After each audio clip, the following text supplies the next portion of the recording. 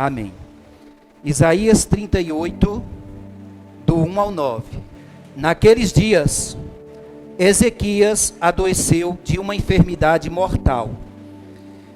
E veio a ele Isaías, filho de Amós, o profeta, e lhe disse: assim diz o Senhor: põe em ordem a tua casa, porque morrerás e não viverás. Então virou Ezequias o rosto para a parede e orou ao Senhor. E disse: ah, Senhor, lembra-te, peço-te, de que andei diante de ti em verdade e com um coração perfeito, e fiz o que era reto aos teus olhos. E chorou Ezequias muitíssimo. Então veio a palavra do Senhor a Isaías, dizendo: vai e dize a Ezequias: assim diz o Senhor, o Deus de Davi teu pai: ouvi a tua oração e vi as tuas lágrimas. Eis que acrescentarei aos teus dias 15 anos, e livrar-te-ei das mãos do rei da Assíria. A ti e a esta cidade eu defenderei esta cidade. Amém. Glória a Deus, meus queridos. Hoje eu quero falar nesta noite sobre 2 temas. E esses 2 temas, eles andam juntos.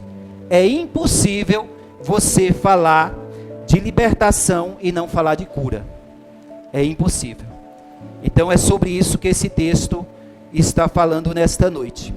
Nós sabemos que o rei Ezequias, ele é conhecido como um bom rei, um rei que confiou em Deus, um rei que obedeceu aos mandamentos do Senhor, um rei que fez grandes reformas espirituais, acabou com a idolatria ali em Israel, resgatou a adoração que estava sendo desviada para os ídolos de volta para Deus. E depois que ele teve essa grande vitória, o imenso exército, o exército do rei da Assíria, cercou o arraial do povo de Deus. Então, nós vamos ver que nessa aflição que o rei Ezequias passou, ele sendo humilhado e sendo ali afrontado por Satanás, que era na figura do rei Senaqueribe, e de Rabsaque, que era o comandante da Assíria, dizendo afrontas e impropérios para eles, toda aquela humilhação.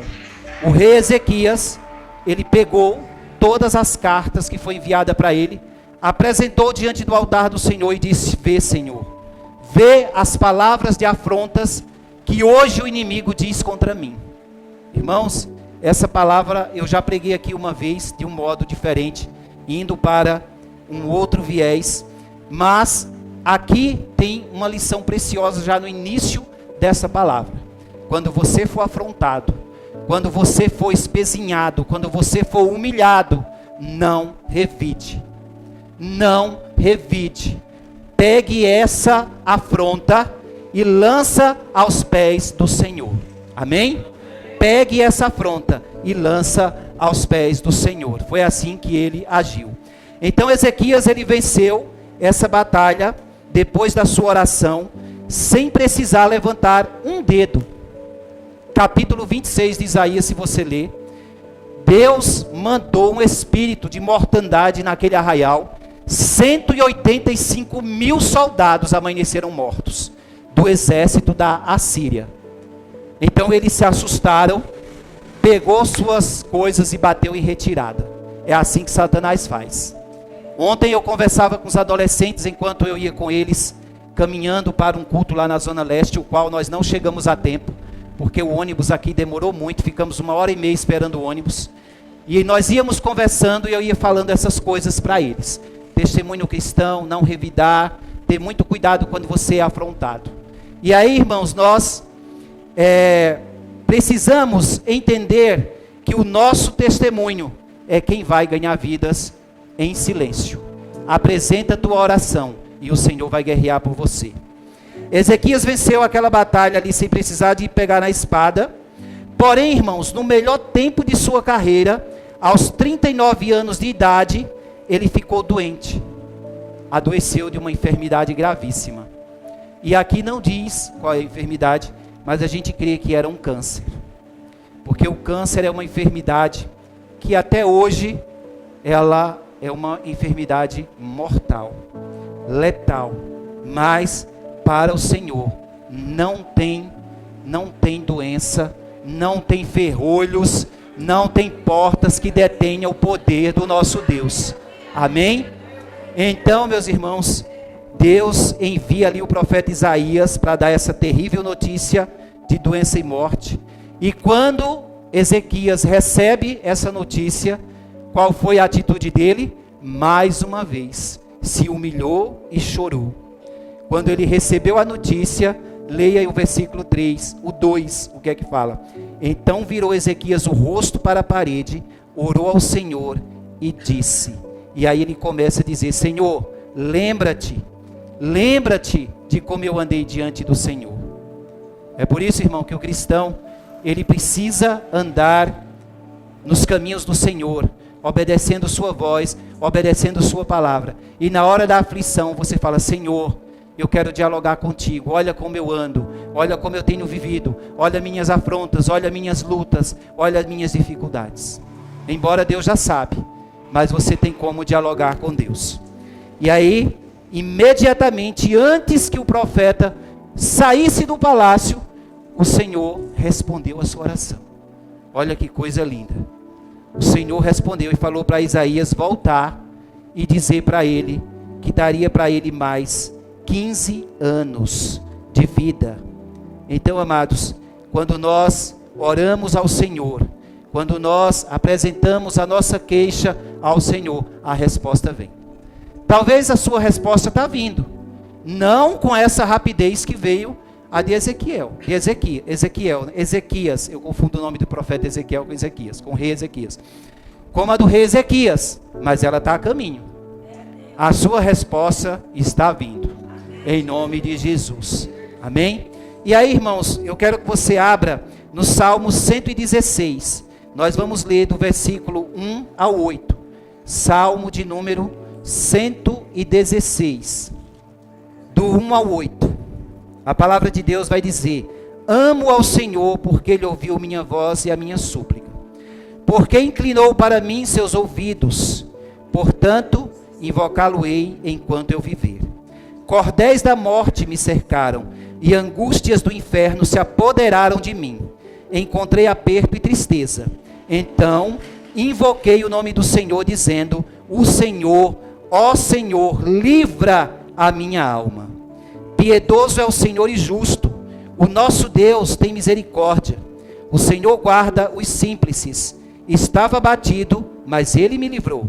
Volta, minha alma, a teu repouso, pois o Senhor te fez bem. Porque tu, Senhor, livraste a minha alma da morte, os meus olhos das lágrimas e os meus pés da queda. Amém?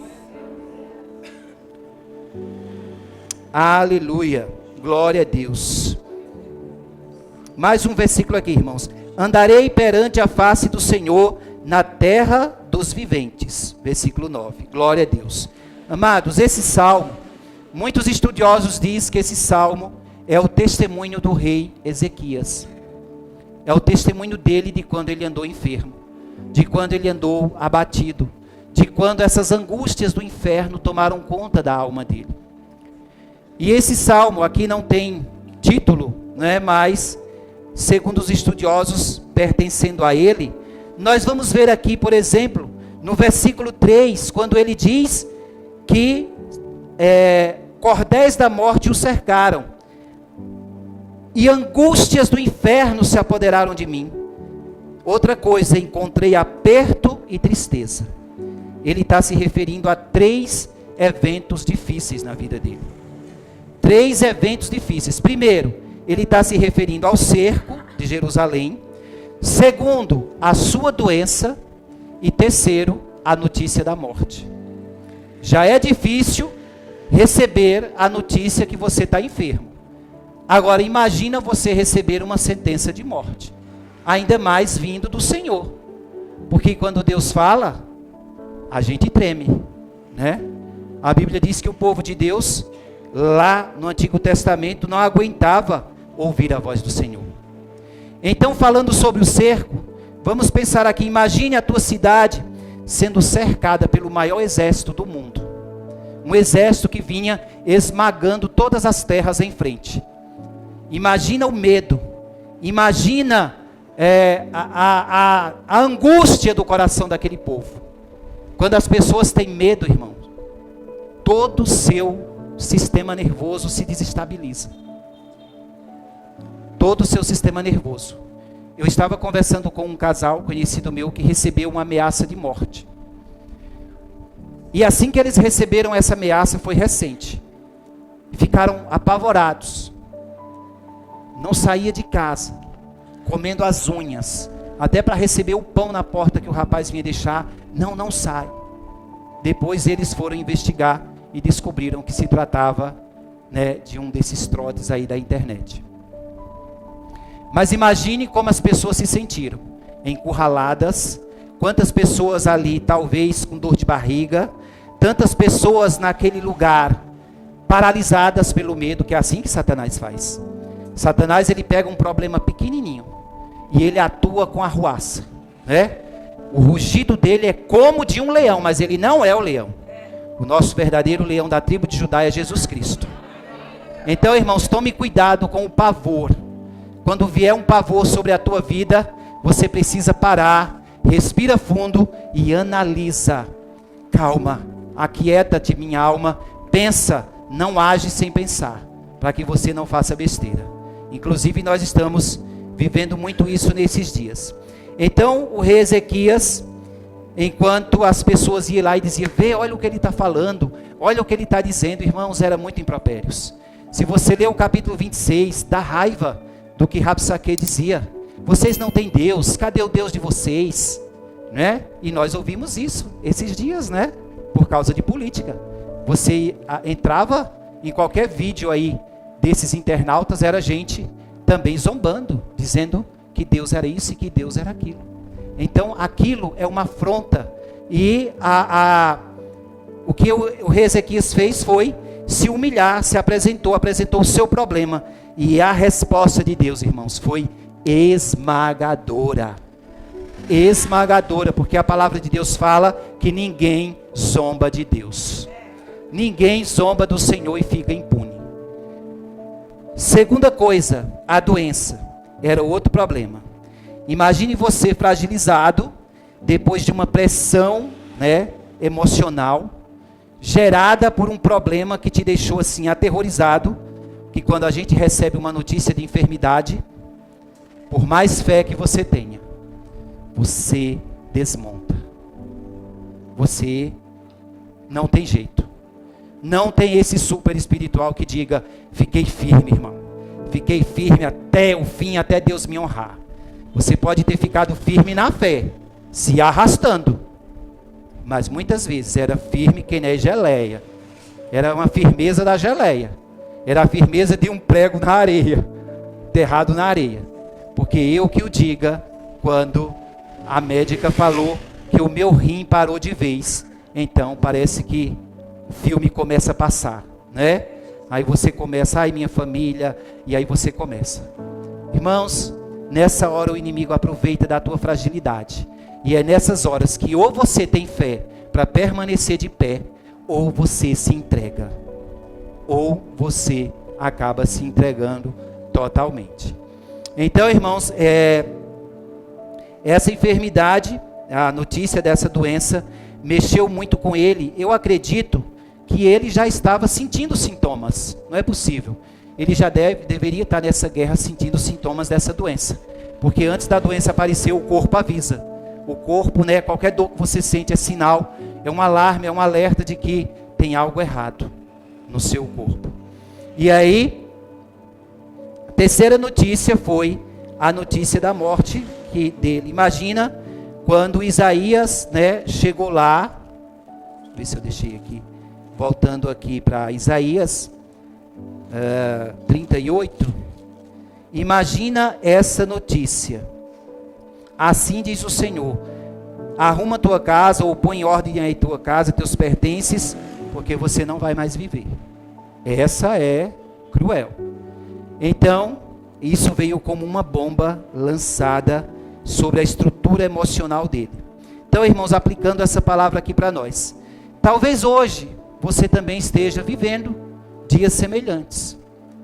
Talvez hoje você que está aqui, é óbvio que devido, né, aos seus problemas internos, interiores, suas lutas, devido aos ataques das trevas, devido doenças, né, pecados que você não consegue abandonar, situações na família que parecem insolúveis, parece que não tem fim. Às vezes a gente enfrenta um problema que você não vê luz no fim do túnel. Você fala, meu Deus, quando é que isso vai acabar? Quando é que isso vai acabar? Irmãos, é fácil, alguém está passando um problema, é mais fácil você chegar lá e consolar a pessoa do que você se consolar a si mesmo, do que você ministrar na sua alma e mandar a sua alma se aquietar, como disse o salmista. Ezequias estava passando por isso. Talvez você também esteja numa situação dessa, problemas financeiros, sei lá, e outros tantos problemas. A palavra dessa noite para você, irmãos, é: creia. Creia.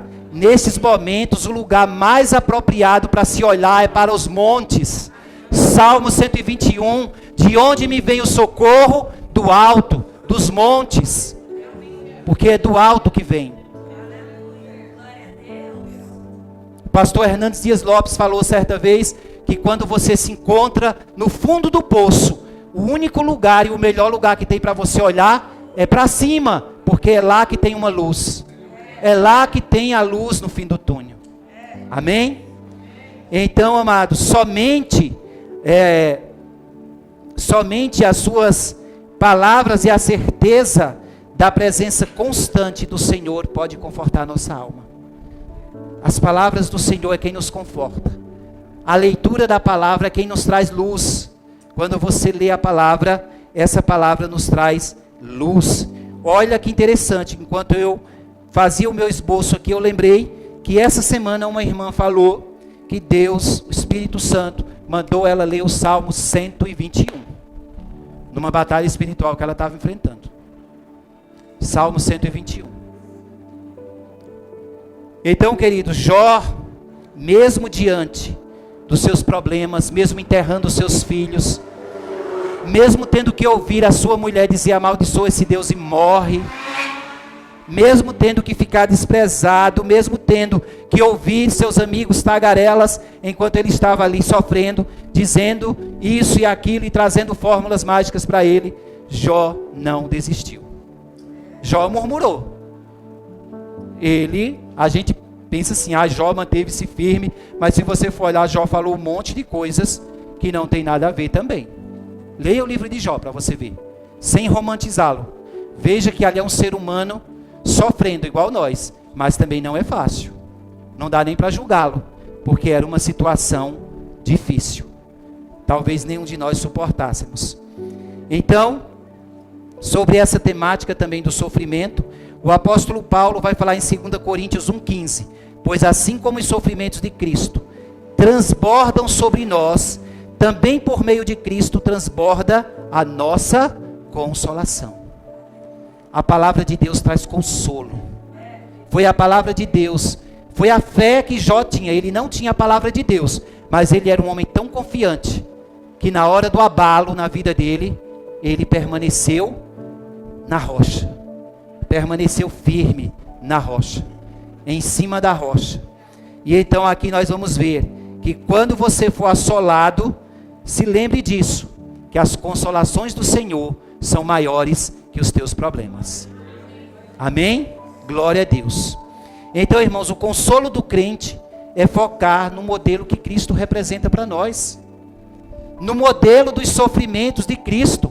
O próprio profeta Isaías, ele vai se referir a Cristo ali no capítulo 53, ele vai dizer: homem de dores, que sabe o que é padecer. Homem de dores. Jesus foi esse homem. Nós não podemos nem mensurar a dor que ele sentiu. Nem mensurar. Eu lembro que eu fiquei...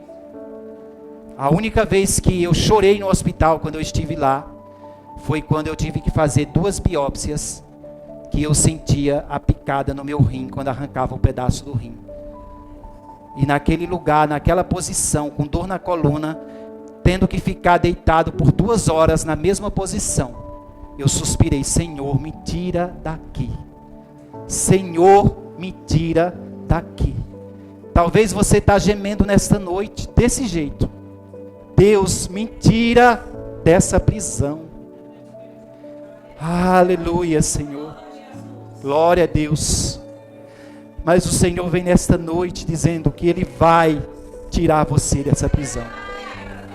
Ele vai tirar você desse mar de sofrimento, desse deserto. Vai ser difícil, irmãos. É difícil, mas você vai passar. Em nome de Jesus, essa palavra é para você que crê. Aleluia. Irmãos, nossos sofrimentos, eles nos aperfeiçoam. Ele nos faz olhar firme para um glorioso futuro que tem para nós. Tem um futuro glorioso para o crente. A nossa vida não se resume nisso aqui.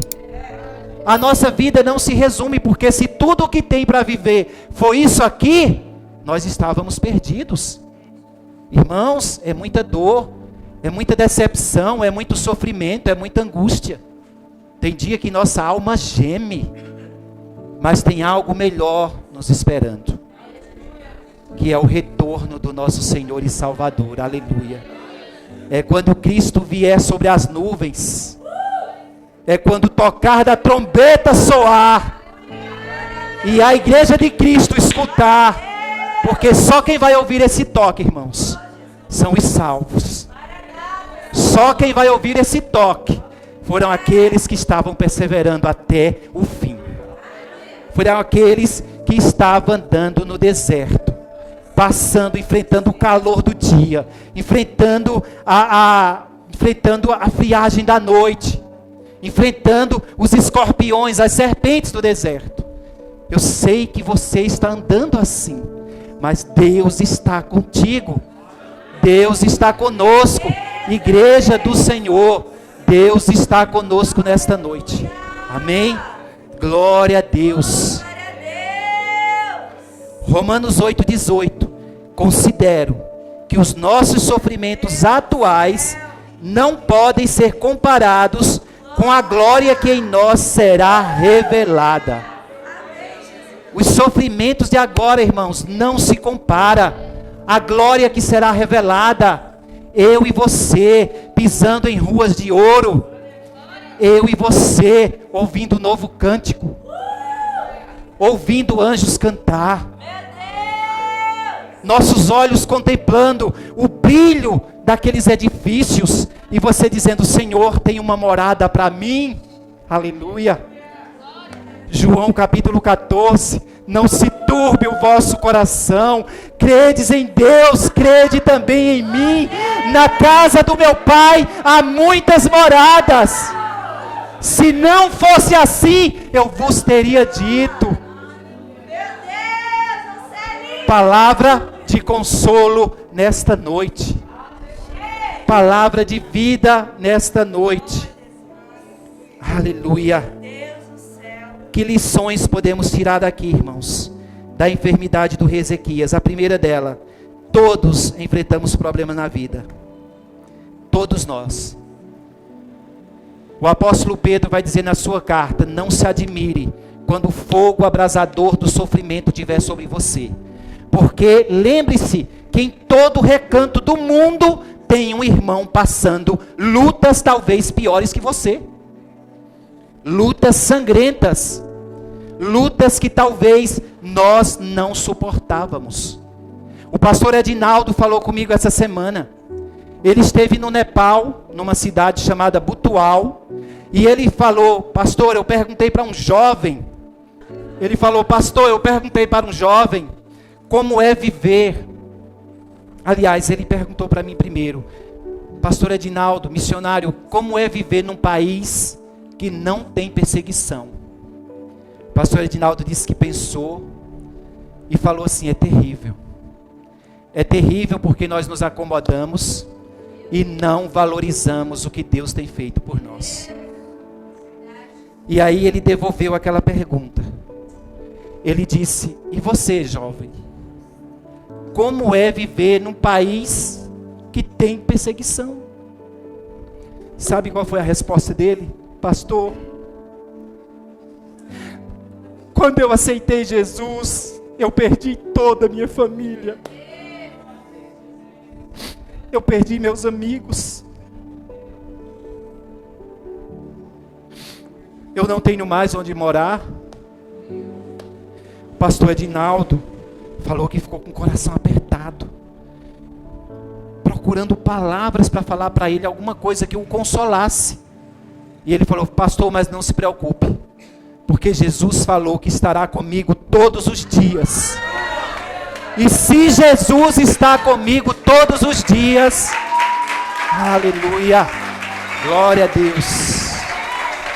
Oh Senhor, aleluia, aleluia, glória a Deus, glória a Deus.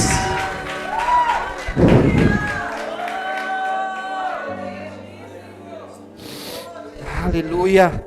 Se Jesus está comigo, eu não preciso de mais nada. Nada. Colocou a mochila nas costas e o pastor falou: para onde você vai? Vou subir naquele caminhão agora com aqueles outros jovens e nós vamos para os lugares mais escondidos do Nepal, porque outras pessoas precisam ouvir falar de Jesus. Amém, irmãos? Amém? Queridos, nós estamos acomodados. Nós estamos nos escondendo de Deus, inventando desculpas. Nós estamos acomodados aqui no Brasil. Quando eu digo nós, é todos os cristãos, irmãos. Todos nós. Todos. Mas aleluia, que o nosso Deus, Ele é tremendo. Salmo 116, no versículo 5, vai dizer que o Senhor é piedoso, justo e misericordioso. Glória a Deus. Piedoso. O que é ser piedoso, irmãos? A piedade é uma ação motivada pelo amor.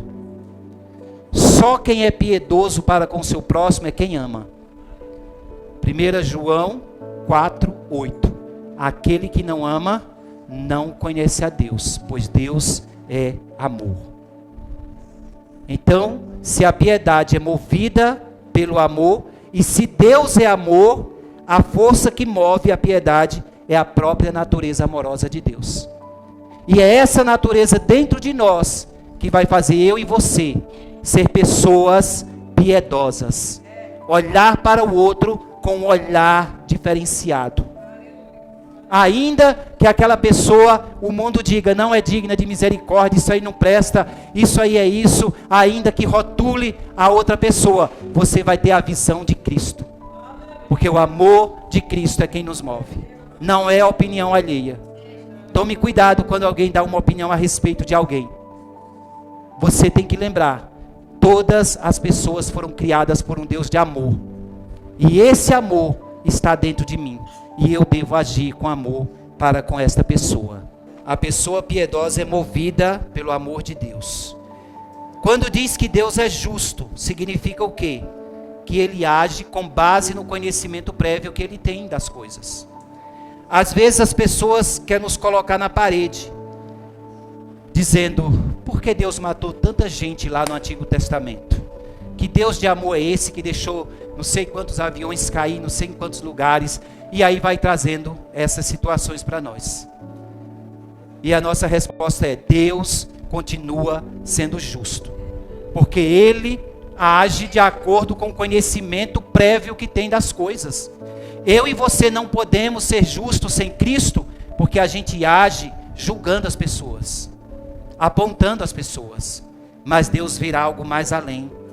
Deus vê o que está o oculto e o escondido, como diz lá em Deuteronômio. Sendo assim, irmãos, somente Ele pode ser chamado de justo. Somente Deus é chamado de justo. Mas por que a Bíblia vai nos chamar também de justos? Nós não somos chamados de justos? Por quê? Porque a morte vicária de Cristo, a morte substitutiva de Cristo na cruz, ela, quando eu creio em Cristo, aquilo me é transmitido. E eu também passo a ser um justo porque acreditei que um justo se doou por mim. É nesse sentido. Mas a justiça de Deus é diferente da nossa. Amém? Eu vou citar um exemplo para vocês aqui. Por exemplo, se um juiz, ele inocentasse totalmente uma pessoa que cometeu vários crimes hediondos aí, terríveis. E a família daquela pessoa está ali presente. Inclusive os parentes dele foi morto por aquele camarada. Se o juiz disser assim, ó, você está absolvido, você não tem culpa nenhuma, bater o martelo e mandar ele embora. O juiz foi justo? Foi ou não foi? Não, por quê? Ele pode ter sido misericordioso e bondoso, mas ele não foi justo. Sabe por que ele não foi justo, irmãos? Porque Deus, ele não deixa nenhum pecado impune. Deus perdoa, mas as consequências vêm. Sempre vem. Deus perdoa, mas o pecador, ele não fica livre das consequências. O pecado dele não fica livre. Ele fica livre. As cordas foram quebradas, mas ele não. O pecado dele não. Naum 1:3. O Senhor é tardio em irar-se, mas grande em poder, e ao culpado não tem por inocente. O culpado, ele vai ter a justa recompensa. Isso é justiça de Deus. O amor de Deus é maravilhoso, mas a justiça de Deus também é boa. Por quê? Porque Deus, ele age com justiça para com todos. Justiça é semelhante à equidade, não é igualdade. Essa semana eu estava lá lavando uma louça, Daniel falou, pai, você prefere igualdade ou equidade? Eu falei, equidade. Aí ele falou, por quê? Eu falei, porque a igualdade, ela acaba sendo injusta. E aí ele citou uma imagem que ele viu, uma tirinha de um jornal, onde 3 garotos tentavam assistir um jogo de futebol. E aí tinha um grandão que dava para ele ver o jogo de pé, sem pôr o caixote. Tinha um mais ou menos e tinha um baixinho, eram 3. E aí eles vieram cada um com um caixote, falou assim, ó, igualdade para todos. Aí o que era alto ficou mais alto, o que era um pouquinho mais alto ficou dando para ver o jogo, e o baixinho ainda ficou na ponta dos pés e não via nada. Então igualdade nem sempre é justa. Agora a equidade sim. Como é a equidade? Tira o caixote do grande, porque aí ele vai estar vendo, ele não precisa do caixote. Do mais ou menos, ele pode ficar no caixote, que ele é mediano, e o caixote que tirou do grande, coloca em cima do baixinho lá. O baixinho fica com 2. Equidade, vai igualar as pessoas. A justiça de Deus é isso. É mais ou menos nessa ilustração. Aleluia. E quando diz que Deus é misericordioso, nós já falamos muito disso aqui. Misericórdia é quando Deus se identifica com as misérias do meu e do seu coração. Misericordioso. A palavra misericordioso vem da palavra cardia, que significa coração. É se identificar com a dor do outro. Pessoas que se importam. Né? Pessoas que se importam. Essa semana eu ri tanto, né, lá no meu trabalho, a gente estava eu estava preparando o histórico de um aluno, e a secretária, nós estávamos conversando lá, nós dois. Aí a outra menina que trabalha na minha frente falou assim, ah, meu Deus, o documento da menina não tem o nome do pai, só tem da mãe, e agora? Ela fez um drama, né? Porque realmente eu faço muito histórico, que às vezes não aparece o nome do pai nem da mãe, eu ponho o que tem lá, é do documento dela. Aí a secretária, assim, imediatamente, como ela é muito espontânea, ela falou assim, quem se importa? Eu falei, misericórdia, como tu é sensível, hein, mulher? A gente riu tanto. Quem se importa? E o mundo é assim. Foi uma brincadeira que ela fez. Mas o mundo é assim. Às vezes você está sofrendo. Irmãos, eu já percebi que tem pessoas que quando sabem que você está doente, eu percebi isso quando eu adoeci, elas te evitam. Oi, você está bem? Estou bem. Ai, graças a Deus. Te cuida. Nem para você não dizer, olha, estou passando por isso, por isso e por isso. Te cuida, você já sabe na hora. A pessoa evita. evita falar do teu problema, é como ela diz, é problema teu. Mas Jesus, Deus não é assim. Ele sente no seu coração as nossas misérias. É por isso que o rei Ezequias, nesse testemunho, ele vai lembrar que Deus é justo, que Deus é piedoso e misericordioso. Amém? Glória a Deus. Primeira lição para nós, todos temos problema. Segunda lição, Deus nos dá descanso diante das tribulações. Vamos voltar lá para o Salmo 116. Porque tu, Senhor, livraste a minha alma da morte, os meus olhos das lágrimas e os meus pés da queda. Provavelmente aqui, irmãos, Ezequias, ele estava declarando 3 grandes vitórias que recebeu de Deus. Primeiro, a cura espiritual. Quando ele diz aqui, porque, Senhor, livraste a minha alma da morte. Isso é cura espiritual. E aí, ele vai dizer que o Senhor livrou ele de quê? Da morte eterna. Deixa eu falar uma coisa aqui, igreja. Você pode ter saúde perfeita. Você pode ter prosperidade. Você pode ter uma religião que você se sente bem frequentando aquela religião. Porém, enquanto você não tiver a alma liberta pelo perdão de Deus, lavada no sangue de Cristo, enquanto você não tiver isso, a alma restaurada pela graça de Deus, você não é uma pessoa livre. Não é. Liberdade é só em Jesus Cristo. Não existe liberdade por meio de movimento feminista, por meio de movimento social. Todos esses movimentos acabam sendo injustos. Não há movimento que traga justiça. Você pode se sentir bem lutando por essas causas, mas se você não crê em Jesus Cristo, na morte vicária dele, morte substitutiva, nada feito. Você não é uma pessoa livre, é uma pessoa aprisionada. A Bíblia diz que quem pratica o pecado é o quê? Escravo do pecado. Hoje Deus pode estar te dando liberdade. Você que está aqui hoje, que está sentindo-se ainda aprisionado ou aprisionada, Deus pode te dar liberdade, perdoar teus pecados e te dar a vida eterna. Porque sempre que você ouve a palavra de Deus é uma chance para o perdão. Jesus disse que Ele é o caminho, que Ele é a verdade, que Ele é o caminho e a vida. Ninguém vai até o Pai sem Ele. Tem que passar por Jesus.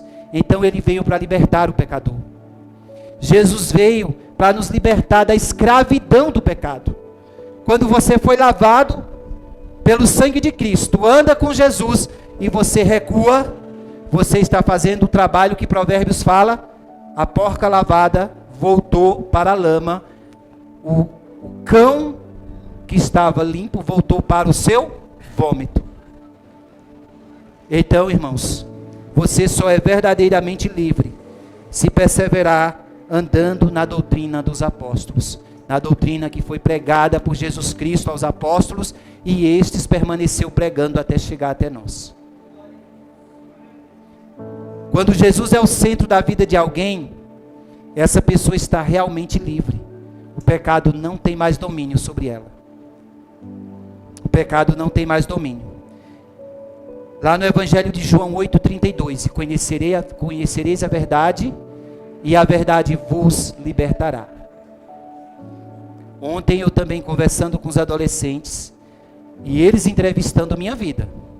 Irmãos, eu nunca fui tão entrevistado como ontem. Eu falei, não precisa vocês ler mais o livro quando eu escrever, porque eu já contei tudo hoje. Eu fiquei ontem de 3 horas da tarde até 3 da manhã com os adolescentes. Então é muita história para contar. É ou não é? Dormiram lá em casa. Queria ir embora 1 da manhã, eu falei, ninguém vai embora. É coberta no chão, neguinho vai deitar pelo chão, mas ninguém vai sair da minha porta. Porque vocês assinaram um documento, seu pai e sua mãe falou que autorizou nós ir lá para a Zona Leste, sob a responsabilidade da igreja Rocha Firme. Da minha casa, ninguém sai. vai dormir aqui. Irmãos, e eu não tinha preparado essa mensagem. E eu orei, eu disse: Deus, seja lá o que o Senhor quiser. Coloca palavras na minha boca.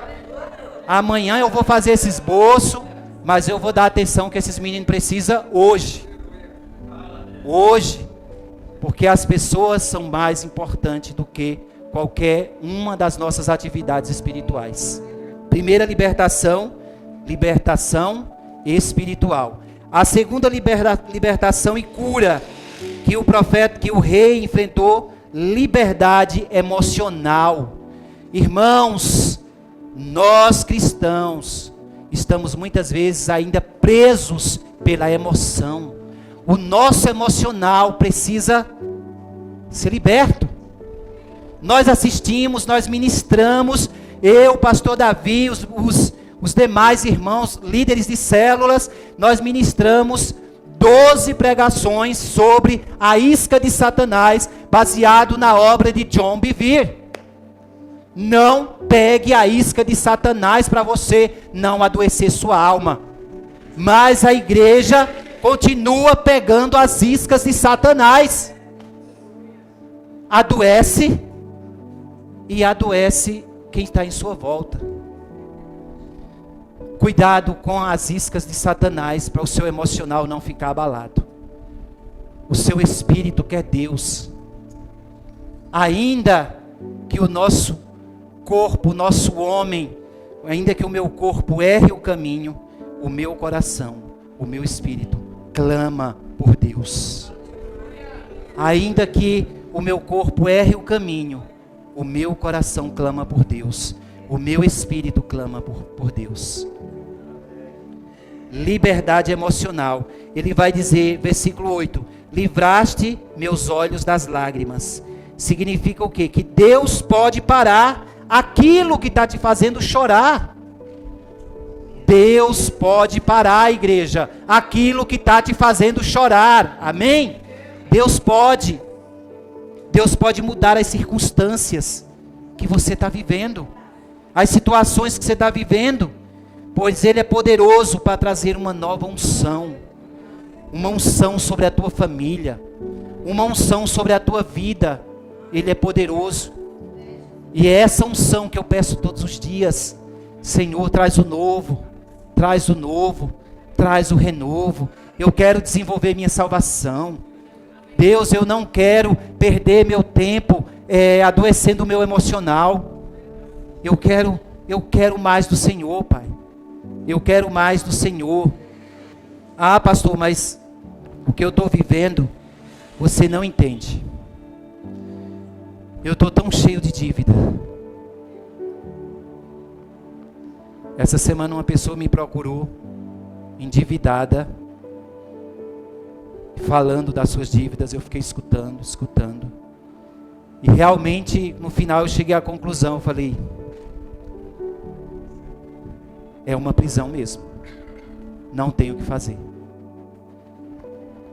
Mas ao mesmo tempo, o Espírito Santo nos lembra que se nós formos fiéis, obedecer os mandamentos do Senhor, perseverar na doutrina, perseverar no caminho da vida, ainda que venham tribulações, o Senhor, Ele pode mudar esse decreto.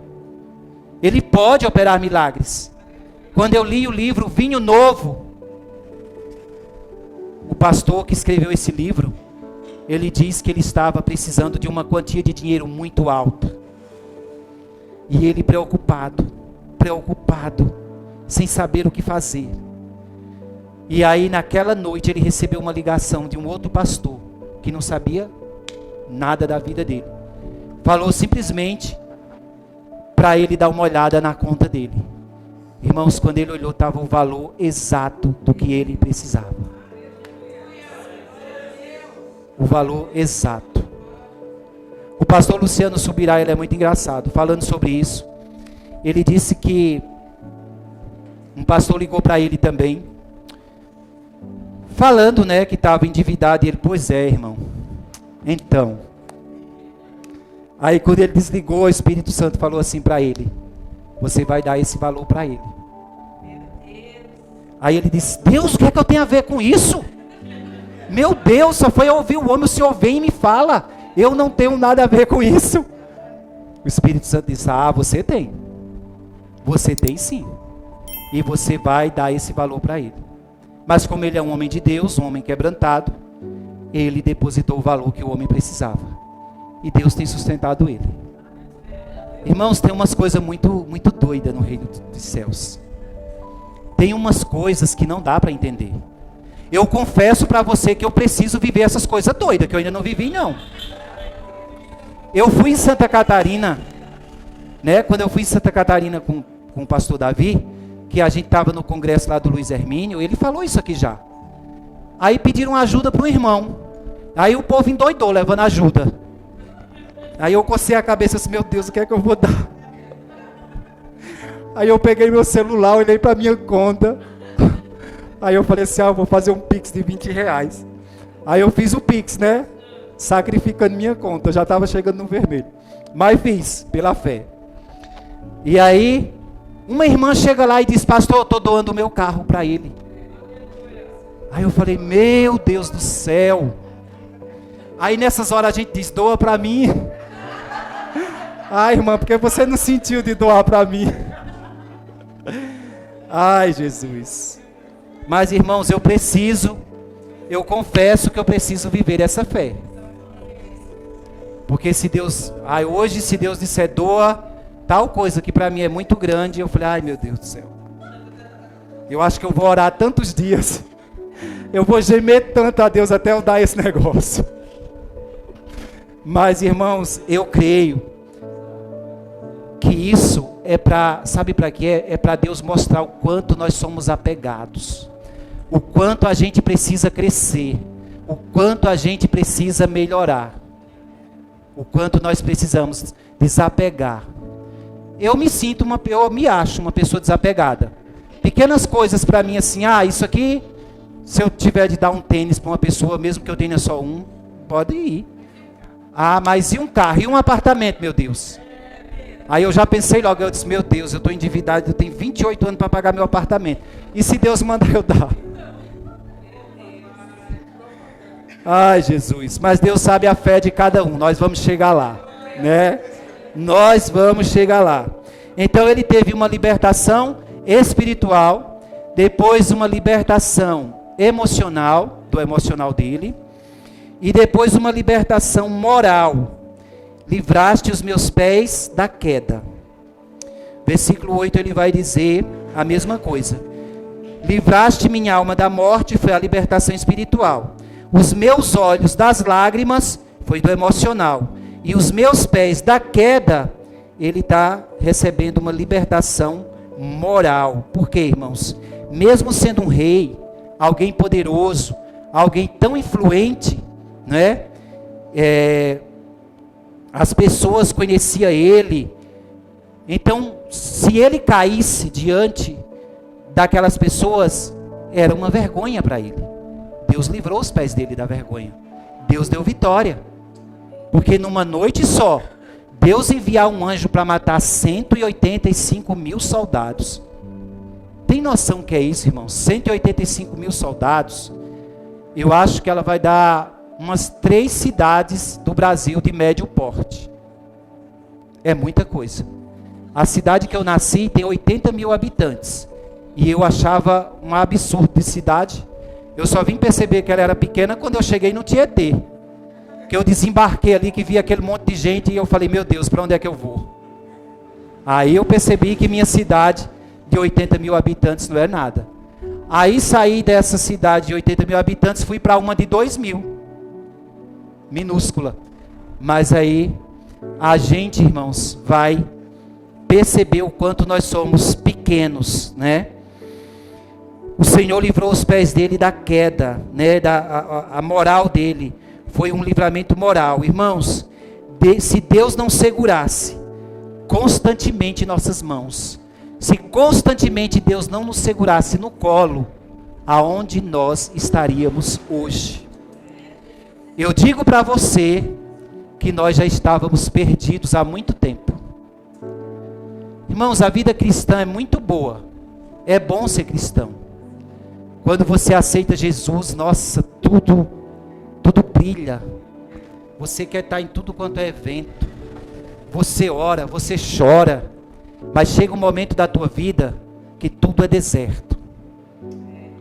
Que o mundo clama por tua alma. Você olha e o mundo fala, vem, vem. E aí você fala, ai meu Deus, o coração começa a palpitar. Irmãos, eu nunca me desviei do caminho do Senhor. Mas isso não quer dizer que nunca veio o ataque querendo me levar para lá. Ser tentado a voltar é uma coisa. Mas você bater o pé firme e dizer, daqui eu não saio, daqui ninguém me tira, como diz aquela música lá, vou ficar aqui. Se você não perseverar em Cristo, você sai rapidamente. É somente, irmãos, aqui que nós percebemos a nossa fragilidade. O rei Ezequias, ele percebeu o quanto ele é frágil. O quanto ele era frágil, né? Ele falou, Deus, eu sou influente, eu tenho dinheiro, eu tenho palácio, eu tenho pessoas ao meu serviço, mas eu preciso do Senhor. E quantos de nós hoje não tem nem tudo o que ele tinha e a gente não se dobra diante de Deus? A gente não se dobra diante de Deus. E uma última declaração aqui, irmãos, que ele faz, versículo 9. É uma declaração de gratidão. Andarei perante a face do Senhor na terra dos viventes. Depois que ele fala, porque tu, Senhor, livraste minha alma da morte, meus olhos das lágrimas, meus pés da queda. Aí ele fala, andarei perante a face do Senhor na terra dos viventes. Era como se ele estivesse dizendo, né? Daqui para frente, eu vou andar com Deus mais certinho do que eu andava antes. Mais do que eu andava antes. Porque, irmãos, quando Deus te dá um livramento grande, você começa a analisar a tua vida. Você fala, Deus, tem brecha, não tem? Tem brecha, irmão. Nossa vida tem brecha. Não tenha vergonha de dizer isso, não. Nossa vida ainda tem, arestas. E aí você vai analisar. E aí você tem que ser muito homem, muito mulher, para reconhecer que você é falho, e que você tem falhado, e que você tem pecado, e que você tem um coração duro, e que você tem um pescoço duro, a cerviz dura, não baixa o lombo para ninguém. Aí quando você é quebrado, aí você diz, Deus, eu vou andar mais certinho na tua presença. Foi isso que Ezequias fez. A Bíblia não fala, porque nós temos mania, quando a Bíblia diz que algo é bom, a gente já romantiza tudo, né? A gente pensa que o rei Davi não ia no banheiro, que o rei Davi não fazia as necessidades que eu faço, que Davi andava nas alturas, quando na verdade era um homem falho, pecava. Moisés, Abraão, Isaac, irmãos, deixa eu falar uma coisa aqui que me veio agora no Espírito. A gente quer ser tudo o que esses homens da Bíblia foram, mas a gente não quer passar pelo que eles passaram. Já observou? Eu lendo agora novamente a Bíblia, nós estamos agora em Levíticos, né? E aí, lendo lá, Números, Números, verdade. E a gente lendo lá, o que acontece? Você vê Moisés, quando ele fala, Deus, o que foi que o Senhor fez comigo? O que é que o Senhor tem contra mim? É como se ele dissesse isso. Me trouxe a esse deserto, esse povo está acabando comigo. Aí Deus teve misericórdia e mandou ele separar 70 homens da multidão. Homens que Deus falou, eu vou tirar do teu espírito e vou acrescentar nesses 70 homens para te ajudar.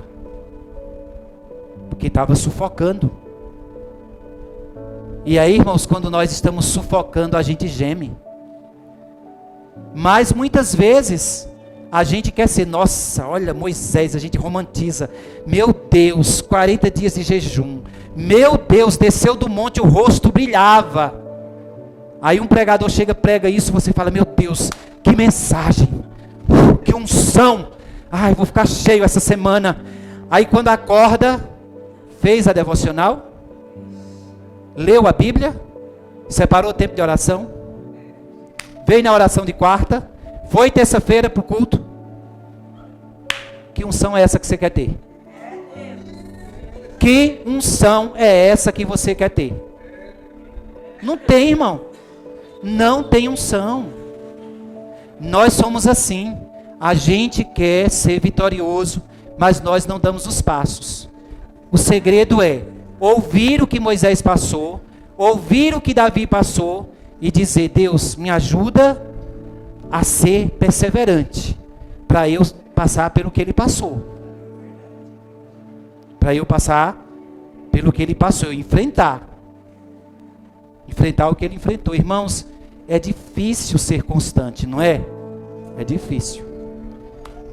É difícil porque é uma luta quando você fala que vai fazer uma dieta, que você... Eu não faço dieta a não ser jejum, né? Dieta fora de cogitação. Deus tem misericórdia de mim, eu só não sou dessa grossura, porque quando eu faço meus propósitos espirituais, Deus tem misericórdia dos propósitos espirituais. Porque dizer que eu vou fazer dieta, eu não faço. Para mim, né, isso aí não rola. Agora, fazer caminhada. Quantas vezes a gente fala, vou agora ficar firme. Aí você anda uma semana, duas, quando vê você está parando. Leitura da palavra. Agora eu não vou atrasar mais. Quando você vê, você está com 8 capítulos atrasado. É difícil ser constante. É difícil ser constante.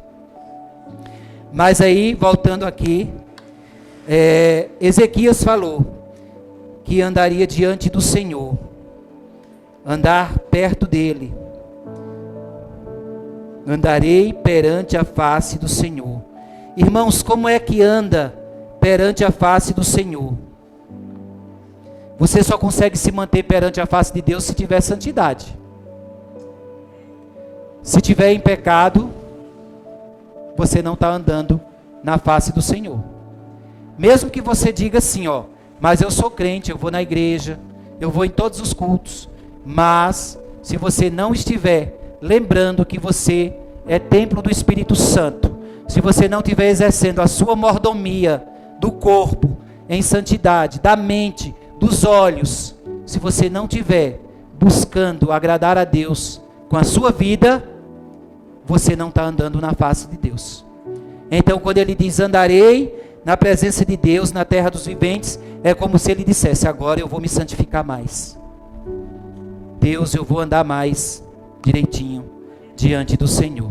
E para concluir, meus irmãos, essa mensagem aqui, chegando aqui no ápice, chegando aqui no clímax de tudo que foi falado até agora, a minha oração é que a tua alma seja consolada nesta noite.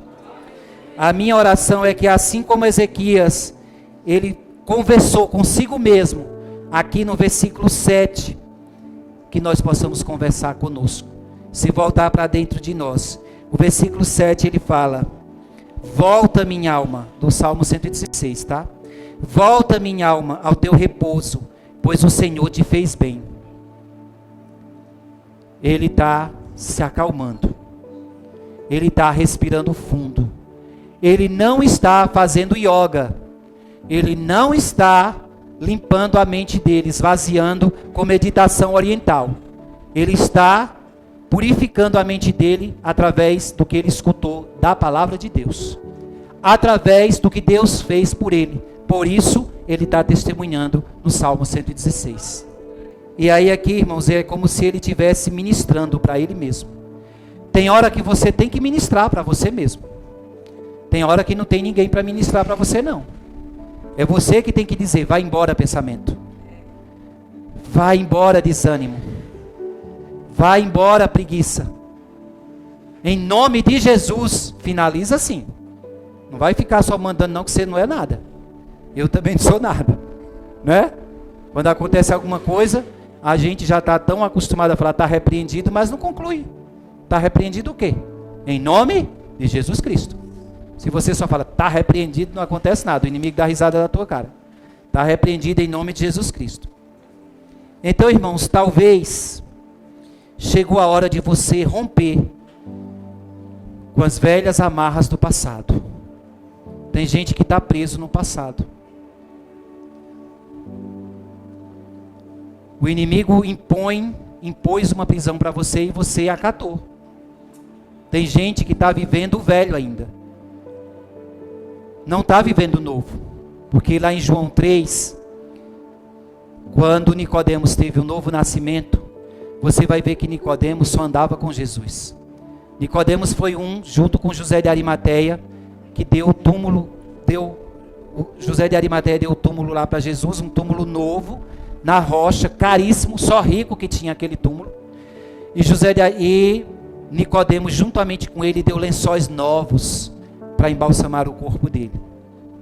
Você vê Nicodemos avançando, e Nicodemos era um homem rico, de posses, e Nicodemos andava com o Senhor. Você não vê ele regredindo. A Bíblia não fala de uma regressão que ele voltou atrás, pelo contrário. Nicodemos se tornou um homem piedoso, e era um fariseu, era um conhecedor da lei, era um mestre da lei. Mas ele largou todo o sistema velho e abraçou o novo. Ele entendeu que Jesus é a água da vida. Ele entendeu que Jesus é libertação. Ele entendeu que Jesus é cura. Ele entendeu que só há milagre em Jesus. É isso que você tem que viver. Para de se prender no passado. Tem uma ilustração aqui para eu finalizar, que eu achei interessante, de um elefante. Tinha um elefante enorme no circo. E uma corda amarrada no pescoço dele. Só um toquinho de corda, e a cordinha fina prendia ele numa estaca bem fininha. E um menino, um garoto, foi no circo com o pai, e ele observou aquele elefante e disse: pai, o senhor disse que o elefante é um animal forte, por que é que ele não arranca essa corda e essa estaca e vai embora? Aí o pai dele disse: sabe o que é, filho? Quando ele era filhote, colocaram essa cordinha no pescoço dele e amarrava ele. E até hoje ele entende que ele não pode se libertar. Ele já era adulto vivendo como menino. Tem crente que já é adulto e está vivendo como menino espiritual. Tem crente que já foi liberto, mas está com a mentalidade de que ainda está preso. Porque Satanás disse: você não pode, você não vai, você é isso, você é aquilo. E aí você fala: é mesmo, eu sou. Ah, é mesmo, eu não posso. Ah, é mesmo, eu não vou. E aí você continua com essa mentalidade mesquinha. Então o Senhor veio para quebrar isso na nossa vida. Minha esperança é que esse texto te faça refletir sobre a tua situação atual com Deus. Minha esperança é que esse texto fale você olhar para dentro de si. Quando a palavra é ministrada, irmãos, nunca pense assim: ah, está falando uma indireta para mim. Ah, está falando para mim, é para você mesmo, para todos que estão aqui. O que Deus quer falar, a mensagem vem, é para nós mesmos, para aquele que Deus quer falar. E glória a Deus que Deus está falando para você se corrigir. Então, que o teu coração possa se encher de gratidão como o rei Ezequias foi grato. Ele falou: olha, Deus, eu não tenho palavras, eu me rendo, daqui para frente eu sou todo teu. Amém?